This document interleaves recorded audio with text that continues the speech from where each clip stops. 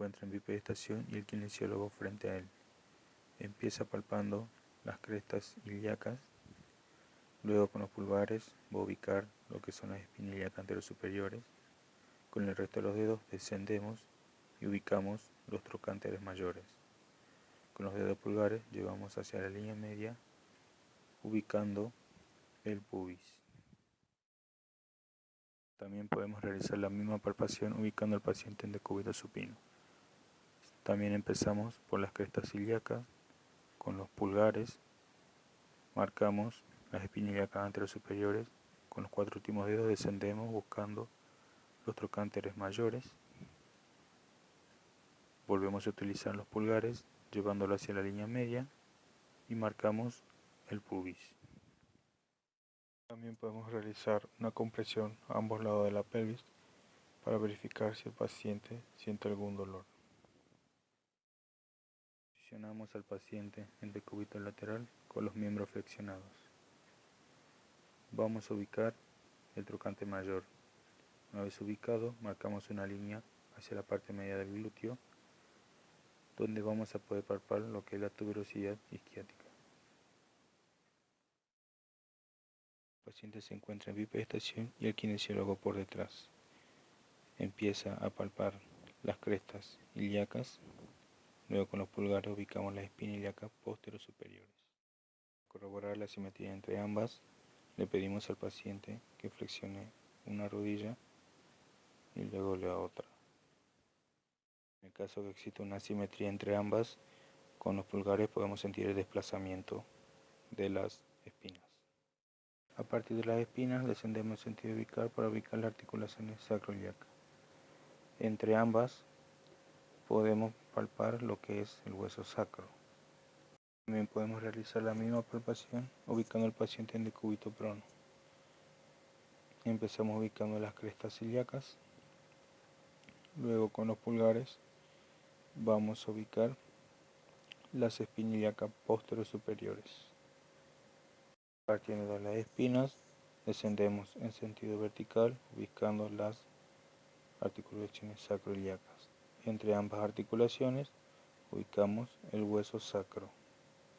Volvemos a ubicar las espinas ilíacas, marcando una línea imaginaria entre ambas. Ubicamos la línea entre L4 y L5. En esa referencia en sentido superior tenemos el resto de las vértebras lumbares. También podemos realizar la palpación de la zona para ver si el paciente tiene algún dolor. Ahora vamos a realizar la palpación del triángulo Scarpa. Para eso ubicamos al paciente en decúbito supino. El miembro que está del lado del kinesiólogo lo flexionamos en la rodilla con rotación externa de cadera, ubicando el tobillo en la rodilla del miembro contralateral. El triángulo de Scarpa va a estar delimitado por el ligamento inguinal que se dirige del pubis hacia la espina ilíaca anterosuperior, luego por el músculo sartorio y por el aductor largo, el cual podemos sentir la contracción del tendón. Palpamos las zonas delimitadas por esta referencia para ver si el paciente siente algún dolor.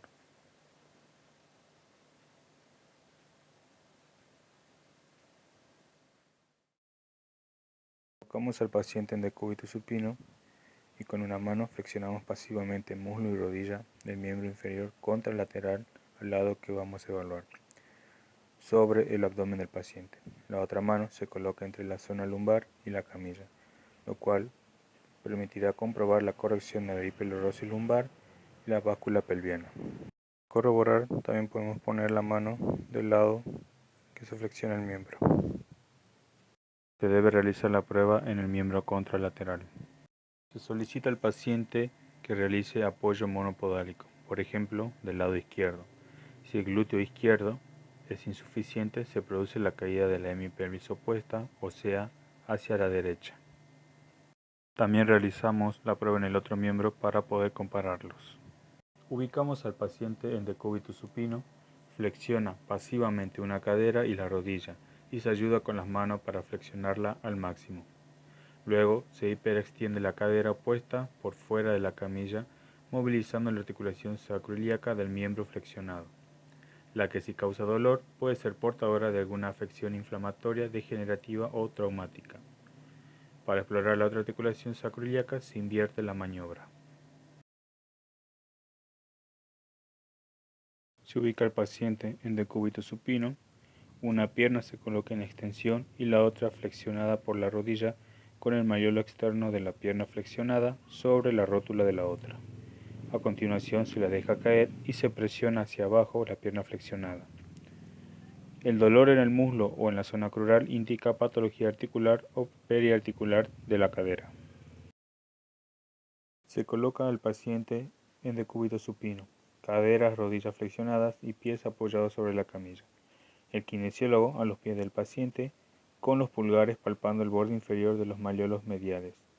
Se pide al paciente que levante la pelvis mientras el kinesiólogo continúa con los pulgares en los malleolos y posteriormente se le pide que descienda despacio hasta contactar nuevamente la pelvis con la camilla. El kinesiólogo extiende entonces las rodillas y compara la posición de los malleolos. El hallazgo será positivo si se encuentran a distintos niveles, lo que indicaría una dismetría de los miembros. Para esta maniobra ubicamos al paciente en decúbito prono con rodillas flexionadas.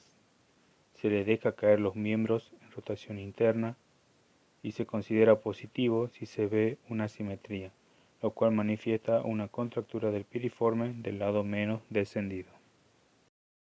Ubicamos al paciente en decúbito supino y se le solicita que se relaje. El kinesiólogo eleva el miembro inferior en extensión completa. En el caso que hubiera una compresión o irritación del nervio ciático o de sus raíces, produciría un intenso dolor que se propagará por el miembro inferior siguiendo el territorio del mismo. La contraprueba se realiza haciendo descender un tanto el miembro con el cual debería disminuir o desaparecer el dolor provocado. A continuación se dorsiflexiona pasivamente el pie. Si el dolor reaparece, se considera de origen en el ciático o sus raíces. Paciente ubicado en decúbito prono, se efectúa la extensión pasiva de la cadera, con lo que se pone en tensión el nervio femoral y sus raíces. Si despierta dolor en la cara anterior del muslo, es positivo e indica irritación o compresión del nervio crural o sus raíces.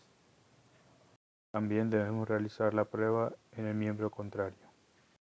En esta prueba ubicamos al paciente en decúbito supino, con las rodillas flexionadas y los pies apoyados sobre la camilla. Las rodillas quedan a la misma altura. Esta prueba permite la evaluación de la desigualdad en la longitud de los miembros inferiores. Si una rodilla queda más alta que la otra, significaría que la tibia es más larga. Si queda en una posición más adelantada, indicará que el fémur es más largo.